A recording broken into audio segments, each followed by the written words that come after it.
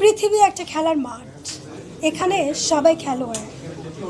এই খেলায় শেষ পর্যন্ত যে টিকে থাকে সেই আসল খিলাড়ি।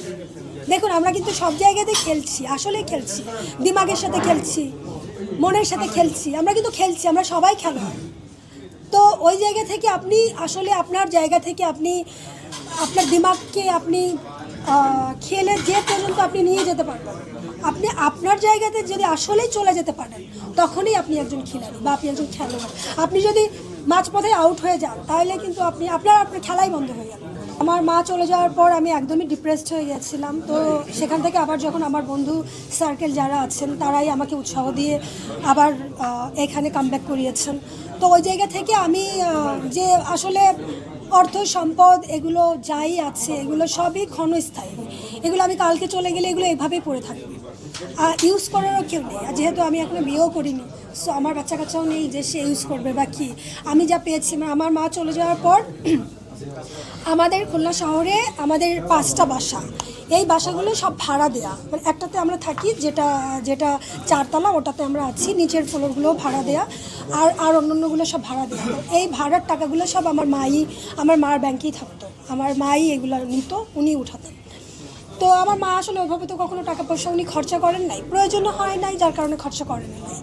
তো এই প্রায় 20-25 বছর যে ভাড়াগুলো আসলে জমেছিল, এই সব অর্থগুলো আমার মা মারা যাওয়ার পর আমরা যে বোন আছি, আমরা এগুলো সব ভাগে, মানে ওই যে শেয়ার যেটা বলে আর কি, আমরা অংশীদার যারা তারা পেয়েছি।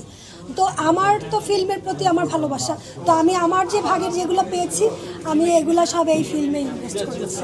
ওগুলো আমার মা চলে যাওয়ার পর এইগুলো সব হচ্ছে আমাদের 4 বোনের নামে ভাগ হয়ে গেছে, মানে আমরা নিয়ে ফেলছি। আমরা ব্যাংকে থেকে টাকা যখন উঠাইছি, তো ওইখানে নমিনির নাম ছিল, তো নমিনের নামটা হচ্ছে যে কীভাবে যেন মিসিং হয়েছে।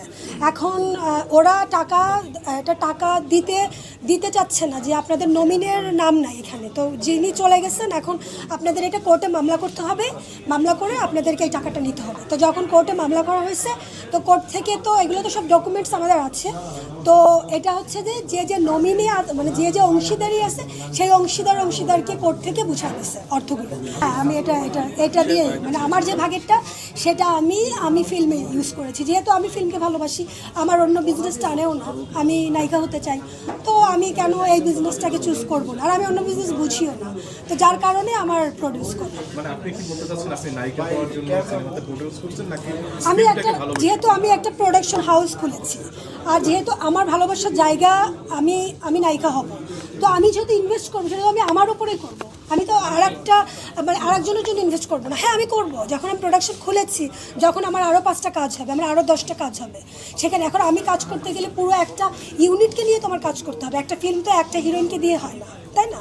তো এখানে তো আরও 10 জন কাজ করবে, তো আমার সাথে কাজ তো আরও 10 জন করছে, তো আমি আমার ভালোবাসার জায়গাটাও তো আমি পূরণ করছি, আমি আরও 10 জনকে সুযোগও দিচ্ছি, নতুন হিরোকেও সুযোগ দিতে পারছি, নতুন আর্টিস্টদেরকেও সুযোগ দিতে পারছি, এবং আমার ফিল্মে আর নতুন আর্টিস্ট, নতুন হিরোইনও তো আসবে।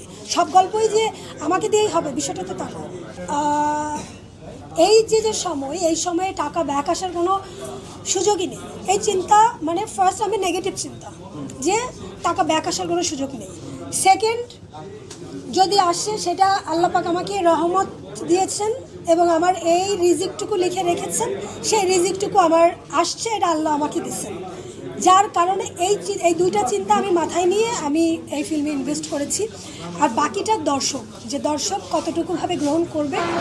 তবে আমি দর্শকদের কাছে অনুরোধ জানাবো যে আমার যে রিজিক আছে সেই রিজিক আমি পাবো, সেটা যেভাবেই আসুক।